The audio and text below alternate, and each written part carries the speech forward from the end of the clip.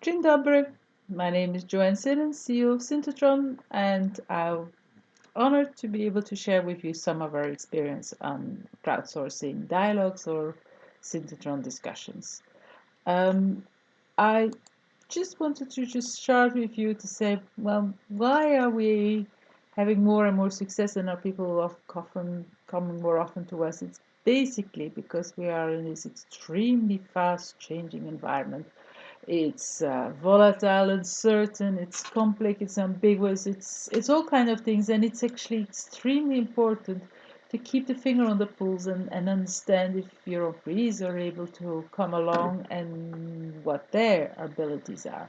But that's not the only thing. The other thing is actually in that environment you need to have capture all the knowledge there is, and the knowledge is no longer concentrated in the management layer. It's actually widespread, and it's not about knowledge anymore. It's about knowledge and experience and insights. It's about wisdom that counts, and wisdom is at the top, is available there, sometimes very visible.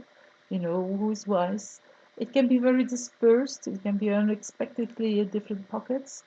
Sometimes, and quite often, it's not visible. And when it comes down to values or visions or it actually is very deeply rooted, and you need to create a quite safe environment for it to come up. So, let me share some cases so that you get a bit of feeling of what we're doing and what has been working extremely well, where crowdsourcing is of extreme added value. One case is IKEA. They introduced a new scheduling system, worked fine technically, but they didn't know whether it was really achieving the objectives they had and the values that there were actually behind it. So they had these sessions with the shop floor people, very operational, asking them how the scheduling was going, whether they felt that the values were adhered to, whether the principles were adhered to, what they saw as actually still maybe lacks in it and what could be improved. They did it, they got their instant insight on what they could do. The project team picked it up, started changing things. A year later, again, listening to everyone and saying, how are we doing now? Typically, very operationally helping, etc. This case is a very different case. A telephone company, a telephone operator, from very smart marketeers, engineers to people digging in the ground. So, what's the value proposition? Asking people the different segments and asking them, say, well, what makes you proud to come to work? What gets you out of bed in the morning? When your neighbor asks you to say, well, my daughter wants to come work with you, what would you say? What are you actually less proud about? Imagine it's the ideal company in the future. How will it look like?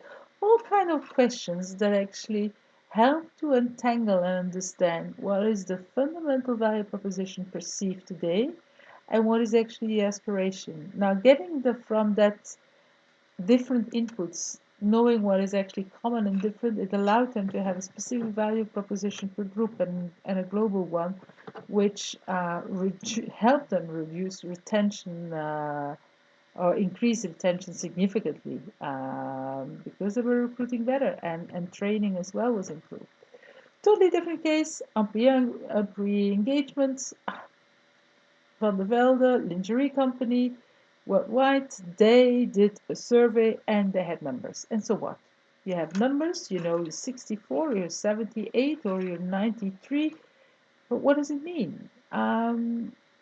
They were puzzled and they had then discussions with us set up for every single team. We call this EE Plus. It's a kind of a replacement of engagement surveys. Team per team, it's a dialogue, very simple. What's going well and what should we keep on doing? What is going less well and would you like to see changed? You say that this is going less well, tell me more about it. And so, what is the root cause? What can we do? What are the solutions that you suggest, and what can you maybe do yourself? This is another thing that you say is going less well, so, and there you go. At the end of every discussion, every team manager has his output with the top lines of what are the positive engagers he needs to manage and keep, what are the problems he needs to address, and what are the solutions that the people suggest themselves. So very operational, but not only that, very actionable, I would say. But not only that, it's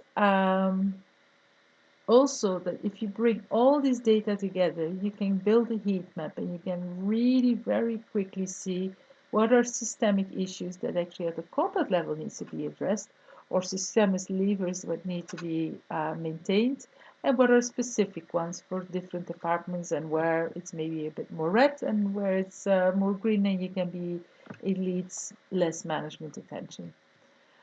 Finally, we'll go very quickly over it. This is a case of an HR policy, diversity and inclusion, asking the different parts of the organization, the different languages, how you're doing and what would be progress. It really helped them to build the plan. A bank, like any bank, in full change, reorganizing, debottlenecking, whatever, big change, keeping the finger on the pulse on progress was extremely important for them. So they, on a very regular basis, listen not to the n minus 2 or n minus 3, no, to actually 4 and 5 or minus 3 maybe even, but really the branch people, the people out there in the field, it's like, how is it going? Are they aligned? Are they engaged? Are the processes in line? Is the heart, the head, the hands, is everything actually in line and working? And what can be done to help change faster, better? The last one, RWE, German electricity company, totally different, strange in environment, nuclear stopped. So from very operational implementation, we're here now at the highest strategic level. They had to develop a vision of what are they going to be in the future. They had three possible options to become A, B, or C. And so at a certain moment, they said, let's listen to the top thousands and find out what they are thinking. And so the discussion was in 1 hour and 20 minutes. Let's talk about Vision A, how you look at it. What is actually attractive about Vision A? What are the risks associated with it? How feasible is it that we get there? What are the key success factors to go there? Vision B, Vision C, Option B, Option C, or Vision C and C. And then finally, which one do you choose? Which one do you prefer and why? Now, that outcome was an extremely valuable input for the management team because it gave them really new insights and that allowed them also to realize that if they would decide for one or the other, what are the arguments they had to overcome and compensate for. So I talked to you about very briefly cases in strategy change, policies, culture, and employee engagement. We lately do a lot of this employee engagement because there's a real fatigue in surveys and considering people as objects that you measure instead of considering people as subjects that actually matter and are able to co-create solutions. I will not dwell on the philosophy, but do realize that when you do a Synthetron discussion, you have to really think about what is it that I want to get out of it. Is it feedback or is it co-creation? What kind of journey am I bringing these participants in? Do I want them to reflect? Do I want them to be engaging? What is actually the most important thing? And what actually do I want to get out of it? So it's an art, and over a decade, we've built the knowledge and the capacity to really help our clients.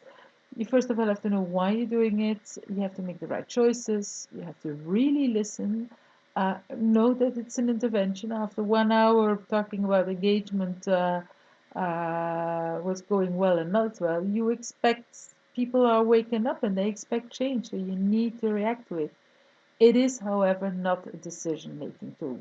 And it's very important to manage that expectation, but I think it's very important that you also realize that. And so, in a very short time, I hope I've given you some insights on why managers are using crowdsourcing dialogues and how they're using it. It mainly is to find answers to important questions. And there's an incredible wisdom out there. There's an incredible information to tap into and is an incredible co-creative capacity to help build the future.